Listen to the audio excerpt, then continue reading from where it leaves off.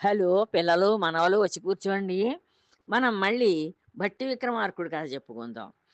ఆయన ఈ భట్టి భోజరాజు మరొక శుభలగ్నం పెట్టించుకున్నాడు. శుభముహూర్తం పెట్టించుకున్నాడు ఆ సింహాసనం ఎక్కడానికి. ఆ సింహాసనం ఆయనకు బాగా నచ్చింది. కానీ ఎక్కడానికి మరి ఆ బొమ్మలు ఎక్కనివ్వటం లేదు. మొదటి మెట్టు మీద ఉన్న బొమ్మలు కథ చెప్తాం. ఆ కథ విన్నాక నీకా అన్ని సుగుణాలుంటే అప్పుడెక్కు అంది. ఎక్కువ అంటే ఈ లోపల ఈ కథ అంతా ఈయన అర్థం చేసుకుని ఇవన్నీ జరిగేసరికి ఆయన పెట్టుకున్న ముహూర్తం టైం దాటిపోయింది. దాటిపోయేసరికి ఇంటికి మామూలుగా ఆయన రాజమందిరానికి వెళ్ళిపోయాడు. ఇంకా ఈవేళకి కుదరదులే ముహూర్తం దాటిపోయింది కదా అని. మర్నాడు మళ్ళీ మరొక శుభలగ్నం పెట్టించుకున్నాడు. మంచి ముహూర్తం. పెట్టించుకుని భోజరాజు సింహాసనానికి పూజ చేశాడు. పూజ చేసి మొదటి మెట్టెక్కేసాడు. మొదటి మెట్టు ఎక్కేసి రెండో మెట్టు మీద అడుగు పెట్టబోయాడు. ఆ మెట్టు మీద ఉన్న ప్రతిమ ఏం చేసింది, "రాజా ఆగు" అని చెప్పి ఆపేసింది. ఆపేసి, "నా మాటలు కాదని ఎక్కబోయావంటే నీకు కీడు కలిగి తీరుతుంది. నీకు చెడు జరుగుతుంది. నా మాట వినకుండా నువ్వు ఎక్కావంటేను. అంచేత నువ్వు ఎక్కడానికి వీల్లేదు. విక్రమార్క చక్రవర్తి ఒక్కడే దీని మీద కూర్చుందుకు అర్హుడు. విక్రమార్కుడు ఒక్కడే కూర్చోవాలి. ఆయనంత గొప్ప రాజు కనుక, ఆయనంత తెలివైన వాడు కనుక. అంతేని కానీ ఎవళ్ళు పడితే వాళ్ళు ఇది ఎక్కి కూర్చుందికి వీలు కుదరదు. ఆగు అని చెప్పి ఆపేసింది. అతని ప్రజ్ఞా విశేషాలు చెబుతాను. ఆ శుభలక్షణాలు నీలో ఉంటే అధిష్ఠించు. ఆయన ఎంత ప్రజ్ఞ గలవాడో ఆయన లక్షణాలని నీకు చెప్తాను నేను. అవన్నీ విను. విని నీలో ఆ లక్షణాలు ఉంటే నువ్వు ఈ రెండో మెట్టెక్కు. లేకపోతే దిగిపో అని చెప్పింది. లేపోతే మరలెళ్ళిపో అంది. భోజరాజు చెప్పమన్నట్టు తల ఆడించాడు. ఈ భోజరాజు ఏం చేశాడు, "సరే అయితే చెప్పు. ఏం చెప్తావో చెప్పని" చెప్పి బుర్రూపాడు. విక్రమార్కుడు భట్టితో కలిసి రాజ్యపాలన చేస్తూ ఉండగా జరిగిన అద్భుతం చెబుతాను. ఈ విక్రమార్క మహారాజు భట్టితోటి కలిసి అంటే తమ్ముడు మంత్రిగా ఉన్నప్పుడు రాజ్యపాలన చేస్తూ ఉండేవాడు కదా! అలా చేసేటప్పుడు ఒక అద్భుతం జరిగిందక్కడ. ఆ అద్భుతాన్ని చెప్తాను విను అంటూను ప్రారంభించింది ఆ ప్రతిమ. ఉజ్జయిని నగరానికి 3 యోజనాల దూరంలో ఒక దట్టమైన అరణ్యం ఉంది. ఈ ఉజ్జయిని నగరానికి 3 యోజనాల దూరంలోను ఆహ్, ఒక దట్టమైన అరణ్యం ఒకటుందిట అక్కడ.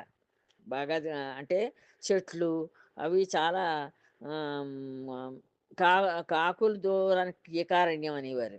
అలాగా అక్కడ చాలా అసలు అన్ని మృగాలు అవి ఉంటాయి. బాగా అడవి మృగాలు అవి ఉంటాయి. బాగా చెట్లు బాగా పెరిగిపోయి, ఎక్కడ మనిషి దూరడానికి సందు కూడా లేకుండా అలా దట్టమైన ఒక అరణ్యం ఉందిట. అక్కడ క్రూర జంతువులు విచ్చలవిడిగా తిరుగుతూ ఉంటాయి.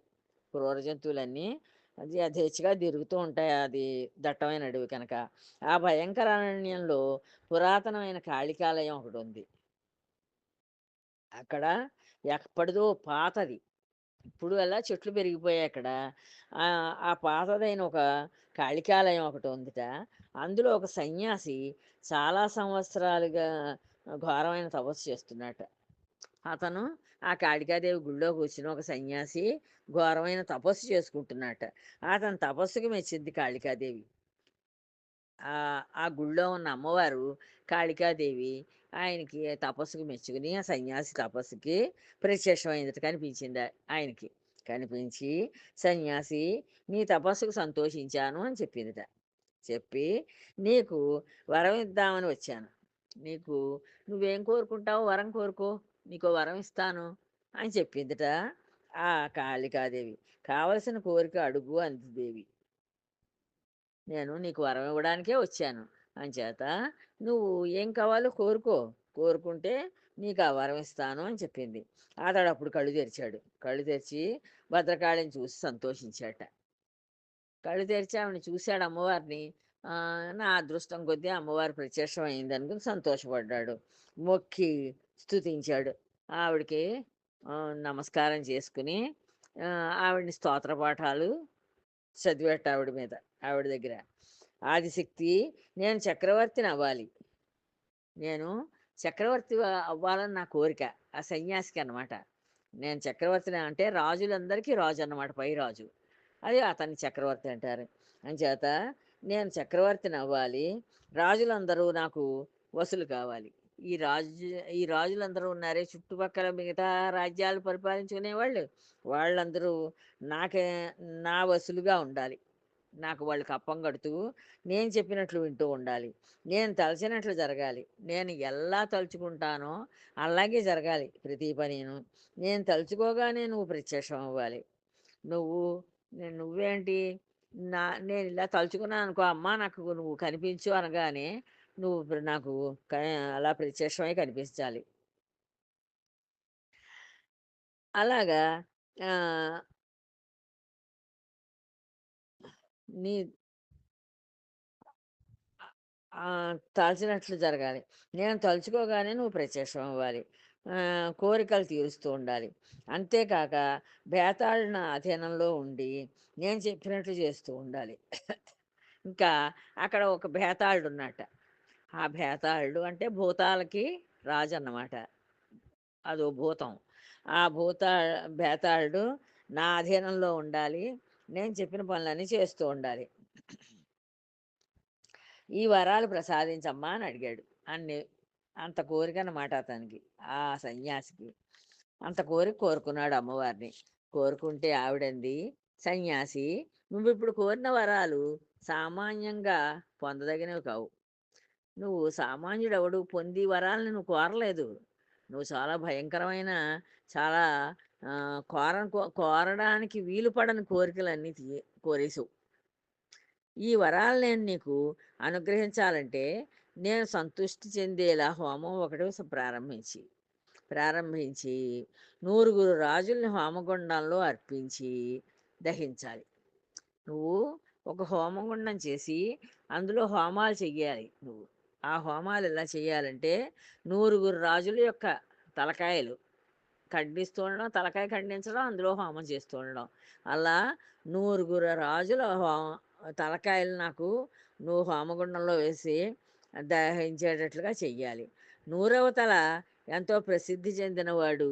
మళ్ళీ 99 తలలు మామూలు రాజులు తెచ్చి వేసినా నేను ఒప్పుకుంటాను కానీ, 100వ వాడు మాత్రం ఎంతో ప్రసిద్ధి చెందినవాడు అయ్యి ఉండాలి ఆ రాజు. వాడు రాజాధిరాజు అయ్యి ఉండాలి, చక్రవర్తి అయ్యి ఉండాలి. ధైర్య సాహసాలు ఉండాలి వాడికి. వితరణ మొదలైన సుగుణాలన్నీ ఉండాలి. అంటే వితరణ అంటే అందరికీ ఎవరు ఏది అడిగితే అది ఇవ్వగలిగిన వాడు అయ్యి ఉండాలి. అలాగా అలాంటి సుగుణాలన్నీ చక్రవర్తి గలవాడైన చక్రవర్తి అయి ఉండాలి. ఆ 100 తలకాయ అలాంటి వాడి తలకాయ వెయ్యాలి నువ్వు ఆ అగ్నిహోత్రంలో.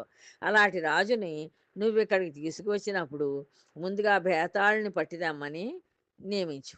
అలాంటి వాడెవడైనా నీకు 100వ వాడు దొరికితే వాడిని తీసుకొచ్చి ఇక్కడికి వచ్చిన తర్వాత నువ్వు వెళ్ళి ముందు బేతాళుని తీసుకురా అని చెప్పి అడుగు. వాడు వెళ్ళి బేతాళుని తీసుకురావాలి ఆ రాజు. అలాంటి గొప్పవాడికి గాని బేతాళుడు వశం కాడు. అంత గొప్ప రాజు అయితేనే బేతాళుడు ఆ రాజుకి వశం అవుతాడు. అంతేనే కానీ ఎవరికి పడితే వాళ్ళకి ఆ బేతాళుడు వశం అవడు. అలాంటి రాజుని నీ దగ్గరకు తీసుకొచ్చాక నా మహిమ వల్ల బేతాళుడు నీకు వశం అవుతాడు. అలాంటి రాజుని నీ నీ దగ్గరికి తీసుకొచ్చావంటే నువ్వు నా మహిమ చేత నేను ఆ బేతాళుడు నీకు వశమయ్యేటట్లుగా చేస్తాను. ఇదంతా నీకు అసాధ్యం అనిపిస్తే తపస్సంపన్నుడైన ఒక సన్యాసిని తెచ్చి అతని శిరస్సును ఖండించి హోమం చెయ్యి చాలు. ఇంకా ఇలా చక్రవర్తి తలకాయ తేలేను, వాడికి అన్ని సుగుణాలు ఉండాలని చెప్తున్నావు కదా, వాడు మళ్ళీ బేతాళుని తెచ్చి వాడి మహిమ గలవాడయ్యి ఉండాలి, వాడు బేతాళుని తీసుకురావాలి అని చెప్తున్నావు. ఇవన్నీ సాధ్యపడవని అనుకున్నావంటే నువ్వేం చేస్తావంటే ఒక తపస్సంపన్నుడైన ఒక సన్యాసిని తెచ్చుకురా. తెచ్చుకొచ్చి వాడి తలకాయ ఖండించి హోమం చెయ్యి. నువ్వు తెచ్చే సన్యాసి వల్లనే నీకు బేతాళుడు వశమవుతాడు. నువ్వు అలాగా గొప్ప సన్యాసిని కనుక తెచ్చి హోమం చేసావంటే బేతాళుడు నీకు వశమైపోతాడు అని చెప్పింది అమ్మవారు. రాజులందరినీ ఒకసారే కాక క్రమంగా తీసుకొచ్చి వారి శిరస్సులతో హోమం చేయవచ్చు. ఇంకో కొంచెం వెసులుబాటు చెప్పిందనమాట అమ్మవారు. ఈ రాజులందరినీ ఒకేసారి తీసుకురావక్కర్లేదు నువ్వు. ఒక్కొక్క రాజునే తీసుకురా. వాడి తలకాయ నాకు హోమం చేస్తూ ఉండు. మళ్ళీ తర్వాత రెండో రాజుని తీసుకురా. వాడి తలకాయ హోమం చెయ్యి. ఇలాగా ఒక్కొక్క తలకాయ ఒక ఒక్కొక్క రాజునే తీసుకొచ్చి క్రమం తప్పకుండాను నువ్వు వాళ్ళ శిరస్సులు హోమగుండంలో వేస్తూ ఉండు. నూరుగురు అయితేనే నీ వ్రతం పూర్తవుతుంది. అలా మొత్తానికి 99 అవ్వాలి. నూరోవాడు చక్రవర్తి అవ్వాలి. అలా అయితేనే నీ వ్రతం పూర్తయినట్లు అవుతుంది. అప్పుడు ప్రత్యక్షమై నీకు వరాలిస్తాను. అప్పుడే నేను ప్రత్యక్షం అవుతాను మళ్ళీ నీకు. ప్రత్యక్షం అయ్యి నీకు వరాలిస్తాను పో అని కాళికాదేవి మాయమై వెళ్ళిపోయింది. ఇలా చెప్పేసింది. చెప్పేసి నీ కోరిక తీరాలంటే అలా 100 తలకాయల్ని నాకు హోమగుండంలో వెయ్యి, నూరుగురు రాజులు నేను అని చెప్పేసి వెళ్ళిపోయింది. ఆవిడ మాయమైపోయింది. భద్రకాళి దుస్సాధ్యాలైన పద్ధతులు చెప్పినా సన్యాసి నిరాకరించలేదు. ఆవిడ ఆ, సాధ్యం కానివన్నీ చెప్పింది కాళికాదేవి ఈయనకి. చెప్పినా సరే ఈయన ఏం చేశాడు, సరే అయితేను అలాగే తెస్తాలే అని చెప్పి ఆ, తన కర్తవ్యాన్ని గురించి ఆలోచించాడు ఈ సన్యాసి. తాను ఏం చెయ్యాలి ఇప్పుడు, ఎలా చెయ్యాలి అని ఆలోచించుకున్నాడు. సాధ్యం కానిది అంతరాయాలకు విరక్తితో ఆ, విరక్తితోనూ పట్టు వదలక కాళి చెప్పిన ప్రకారం జరిపించి కోరిన వరాలు సాధించి కానీ ప్రయత్నం మానను. నూరుగురిని తెచ్చుట కంటే ఒకరిని తేవటం లెక్కకు సులువే కానీ ఆ దేవి కోరికలాంటి లక్షణాలు కార సన్యాసి నాకు దొరకడు. ఒకవేళ దొరికినా తన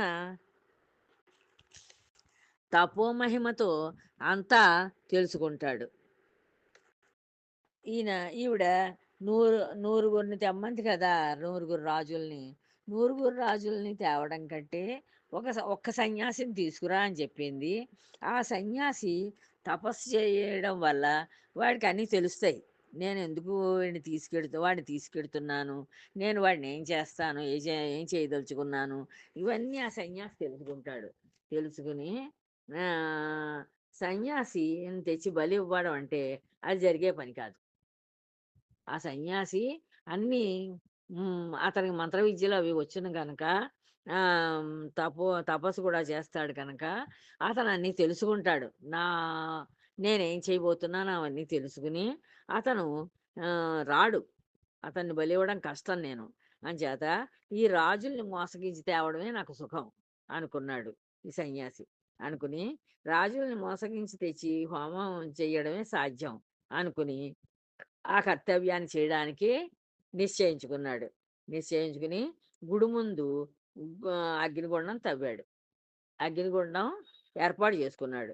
ఏర్పాటు చేసుకుని అక్కడక్కడ ఉన్న రాజుల దగ్గరికి వెళ్ళేవాడు. ఆ చుట్టుపక్కల ఉన్న రాజుల దగ్గరికి వెళ్ళి సమయానుకూలంగా ఏవో మాటలు చెప్పేవాడు. చెప్పి కాళికాలయానికి వాళ్ళు వచ్చేలాగా చేసేవాడు. ఈ కాళికాదేవి ఉన్న ఆలయానికి వాళ్ళు వచ్చేటట్లుగా చేసేవాడు. ఒక్కొక్క రాజు దగ్గరికే వెళ్ళి దేవికి మొక్కించేవాడు. దేవికి మొక్కించి అలా అలా పాపం వాళ్ళు సాష్టాంగ నమస్కారం చేస్తూ ఉంటే కత్తితో వాళ్ళ కంఠం నరికేసి హోమగుండంలో వేసేసేవాడు. కత్తితో వాడి తలకాయ నరికేయడం, హోమగుండంలో పడేయడం. అలా ఒక్కొక్క రాజు దగ్గరికే వెళ్ళేవాడు. అంతేని కానీ అందరినీ ఒకసారి తీసుకురాలేదు. ఒక రాజు దగ్గరికి వెళ్ళడం, వాడికి ఏవో ఒక మాయ కబుర్లు చెప్పడం, వాడిని తీసుకురావడం, తీసుకొచ్చి అమ్మవారికి నువ్వు సాష్టాంగ నమస్కారం చెయ్యడం. వాడు సాష్టాంగపడి నమస్కారం చేస్తుంటే వాడి తల కాస్త నరికేసి హోమగుండంలో వేసేసేవాడు. అలాగా 99 మంది రాజుల్ని చంపి వారి శిరస్సుల్ని హోమం చేశాడు. 99 మంది అయిపోయారు రాజులు. ఇంకా 100వ వాడు కావాలి. వాడు చక్రవర్తి అయ్యుండాలి. గొప్ప గొప్పవాడు, బాగా అన్ని రకాలుగా తెలివైన వాడు అయ్యుండాలి. వాడికి అన్నీ ఆహ్, వితరణ బుద్ధి, మంచి శక్తి సామర్థ్యాలు అన్నీ ఉండాలి. చివరగా చంపబడేవాడు 64 కళలు తెలిసినవాడు. 64 కళ్ళు తెలిసి ఉండాలి వాడికి. సకల గుణ సంపన్నుడై ఉండాలి. ధైర్య సాహసాలుండాలి. శౌర్య పరాక్రమాలుండాలి.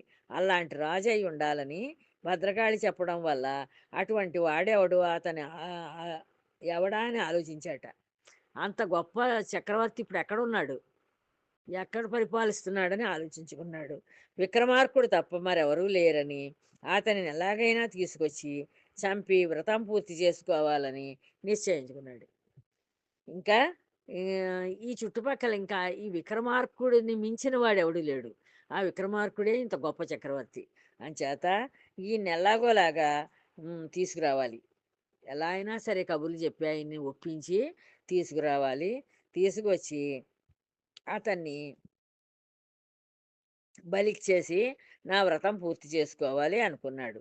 ఉజ్జయినికి పోయి పరిసరాల్లో నివసిస్తూ రోజు రాజుని దర్శించి అతని మనసు చూరగొనేందుకు తన మహిమతోటి ఒక రత్నాలనే గింజలుగా కలిగిన దానిమ్మ పండును పట్టుకుని రాయసభకు వెళ్ళేవాడు. రోజు ఏం చేసేవాడు, ఆ చుట్టుపక్కలే ఉండేవాడు ఈ ఈ సన్యాసి. ఆ విక్రమార్కుడి యొక్క రాజ్యంలోకి చేరి ఆయన రాయ ఆ రాజభవనానికి దగ్గరలోనే ఉంటూ రోజు రాజు దగ్గరికి ఏదో నెపంతోటి ఏదో చెప్తూ ఆయన దగ్గరికి వెళ్ళి రత్నాలే లోపల గింజలు కింద ఈయన మహిమ చేత తయారు చేసేవాడు, పుట్టించేవాడు. అలాగా అలా పుట్టించి ఓ దానిమ్మ పండు పట్టుకెళ్ళి రాజుకి ఇస్తూ ఉండేవాడు. నీకోసాన్ని ప్రత్యేకించి తెచ్చాను రాజా అని ఇచ్చేవాడు. సరే, అలాగా రోజు ఒక్కొక్క పండు చొప్పున ఇచ్చేవాడు. ఈయన ఈ పళ్ళన్నీ ఒక చోటకి చేర్చి పెట్టుకున్నాడు. మహాత్మా, మీ దర్శనం వల్ల ధన్యుణ్ణయ్యాను అని స్వాగతం పలికిన రాజుకి చెప్పాడు.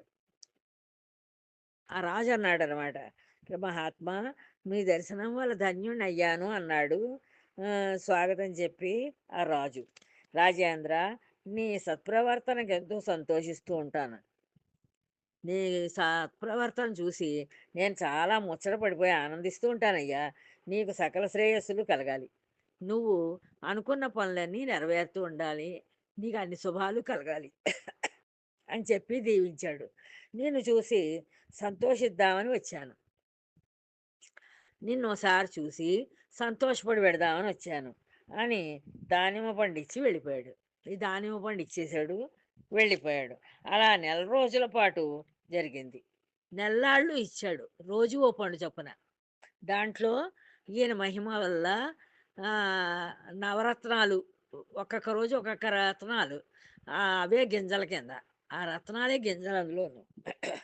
అలా అవి నింపి పట్టుకెళ్ళి ఇస్తూ ఉండేవాడు విక్రమార్కుడు.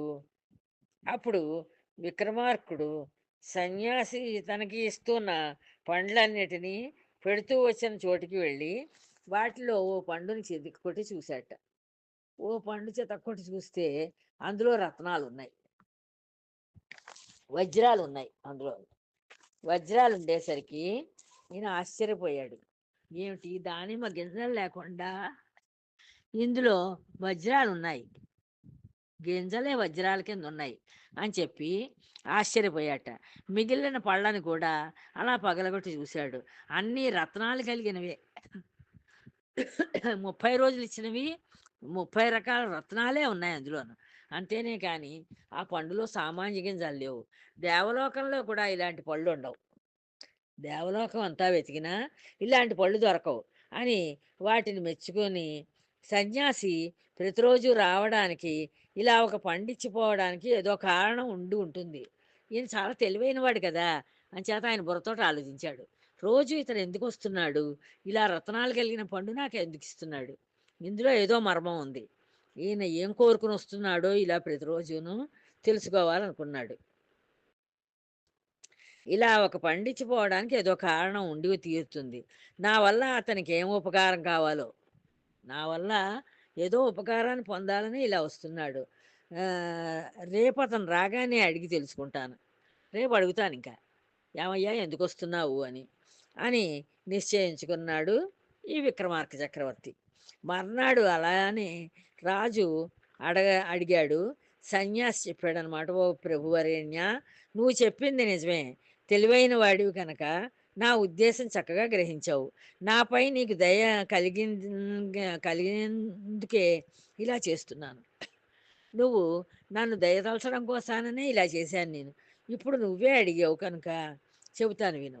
నీ చేత ఇలాగ నేను గొప్పవాడినని అనిపించుకున్నాక అప్పుడు నువ్వు అడిగితే నా ఉద్దేశం చెప్పొచ్చునని చెప్పి నేను ఇన్నాళ్ళు చెప్పలేదు నీకు. ఇప్పుడు నువ్వే అడిగావు కనుక చెబుతాను నా ఉద్దేశం ఏమిటో అని వినమన్నాడు. మహారాజా, ఈ పురానికి 3 యోజనాల దూరంలో కల అరణ్యంలో కాళికాలయం ఉంది. మీ ఊరికి 3 యోజనాల దూరంలో ఒక అరణ్యం ఒకటి ఉంది అక్కడ. ఆ అరణ్యంలో కాళికాలయం ఉంది. నేను ఆ దేవిని ఆరాధిస్తూ అక్కడే ఉంటాను. నేను ఆ దేవిని ఆరాధిస్తూ ఉంటాను ఎప్పుడూను. ఆరాధిస్తూ అక్కడే ఉంటాను. ఆ దేవి సన్నిధిలోనే ఉంటాను. దేవికి ప్రీతి కలిగించడానికి వ్రతం పూనుకుని హోమం చేసి ఆ వ్రతాన్ని పరిపూర్ణం చేయడానికి నిశ్చయించుకున్నాను. నేను ఆ దేవికి ప్రీతి కలిగించాలని చెప్పి ఒక వ్రతం చేద్దాం అనుకున్నాను. హోమం చేసి ఆ వ్రతాన్ని పరిపూర్ణం చేయడానికి పూర్తి చేసుకుందుకు నిర్ణయించుకున్నాను. ఆ కార్యానికి నాకు సామాన్యుల సహాయం చెయ్యజాలరు. నాకు ఆ వ్రతం పూర్తవ్వాలంటే సామాన్య మనుషులు ఎవళ్ళు చెయ్యలేరు నాకు సహాయం.